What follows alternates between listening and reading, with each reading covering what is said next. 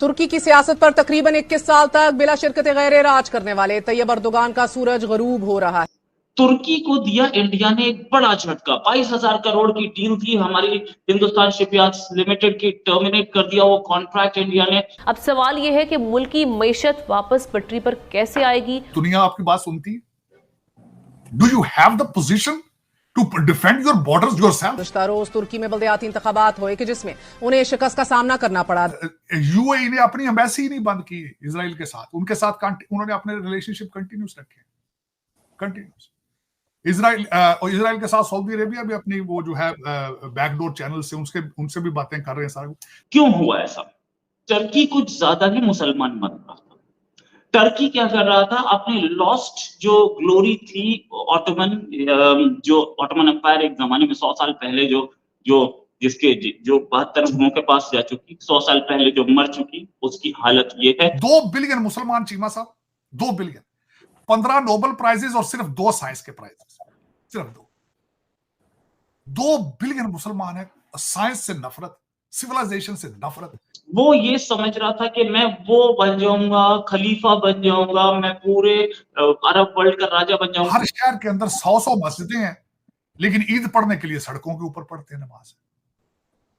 वो कहते हैं 22,000 करोड़ की डील थी हमारी हिंदुस्तान शिपयार्ड्स लिमिटेड की, टर्मिनेट कर दिया वो कॉन्ट्रैक्ट इंडिया ने। क्यों टर्मिनेट किया? इसलिए टर्मिनेट किया कि इंडिया के और तुर्की के रिलेशंस बड़े खराब है। कई अखबारों में छपी है ये खबर। अगर आप देखें टर्की का मैप, तो टर्की किस लोकेशन पे आता है, मैं आपको सारा कुछ दिखाऊंगा और ठीक से दिखाऊंगा। ये भी दिखाऊंगा कि क्यों ऐसा हुआ है। अच्छा, ये भी आपको दिखाऊंगा कि क्या कहानी है। साथ में अभी there's hard work in animals। जय हिंद, जय हिंद।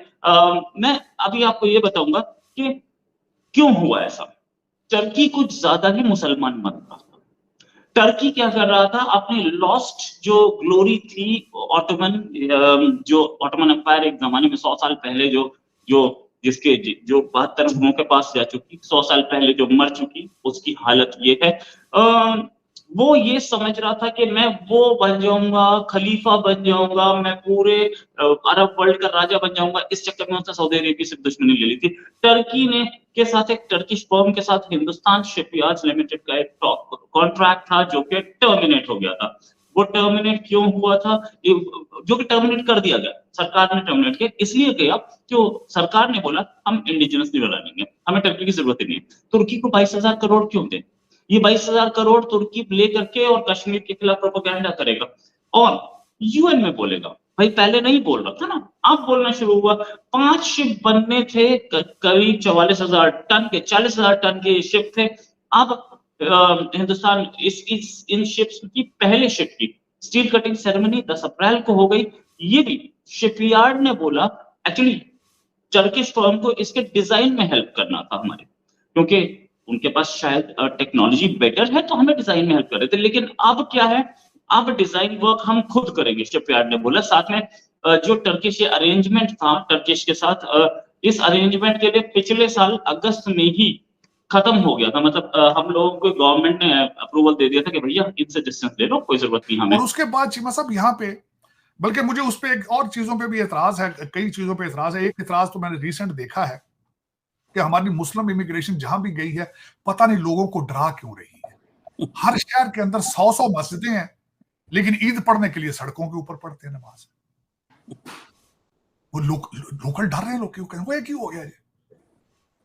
वो कहते हैं इतने। अच्छा, फिर दूसरा मुझे समझ नहीं बिल्कुल इस चीज की आ रही। कल मुझे एक क्वेश्चन किया गया, मैं लोकल टीवी के ऊपर, उन्होंने कहा why all these Muslims they want to live in Christian countries, और फिर क्रिश्चियन कंट्रीज के आके अंदर फिर यहाँ कहते शरिया इन्फोर्स करनी है।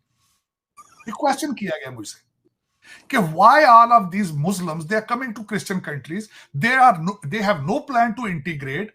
अपने यूनिफॉर्म पहनते हैं, कपड़े पहनते हैं, टोपियां पहनते हैं, ऊंची ऊंची अजानें भी दे रहे हैं, फिर अपने कंट्रीज के अंदर शरिया इन्फोर्स नहीं कर सकते, लेकिन यूरोप में और अमेरिका में कहते हैं हमने यहाँ शरिया लगानी है।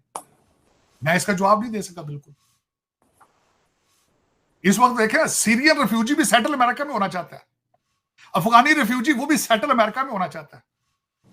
आसपास नहीं होता कि वो कहता मैं किसी इस्लाम में सऊदी अरब चला जाऊं उथे उम्रे फ्री करांगा ना, उधर नहीं जाना। वो कहना मैं सीधा यूरोप जावां या अमेरिका पहुंचा, पता नहीं समझ नहीं। 2 बिलियन मुसलमान चीमा साहब, 2 बिलियन, 15 नोबेल प्राइजेस और सिर्फ 2 साइंस के प्राइजेस, सिर्फ 2 बिलियन मुसलमान है। साइंस से नफरत, सिविलाइजेशन से नफरत, इंग्लिश से नफरत, इंसानों के साथ मिलकर रहने से नफरत। सिर्फ 2 ही पॉलिसी है, या मुसलमान हो जाओ नहीं तो गर्दन उतार देंगे, ऐ पॉलिसी। सही बात, बड़ी शर्मिंदगी वाली बात है।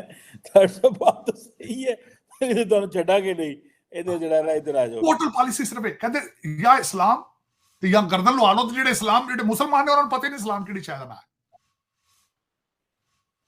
मेरे बिल्कुल चीमा साहब, मैं खुद कंफ्यूज नर्वस पढ़ के मैं अभी तक चीमा साहब आप सोच नहीं सकते कि मैं अपने 24 घंटे में से तकरीबन 7-8 घंटे कोशिश करता हूं कि सीखता रहूं।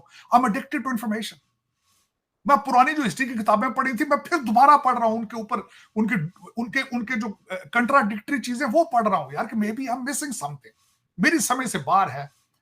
अब्बासियत दौर पढ़ के मैं परेशान हूं कि what kind of nation is. कल मुझे किसी ने मुझे फिर दोस्त मीम भी भेजते रहते हैं। कल एक मैं शेयर करना चाहूंगा बल्कि आपसे, कहते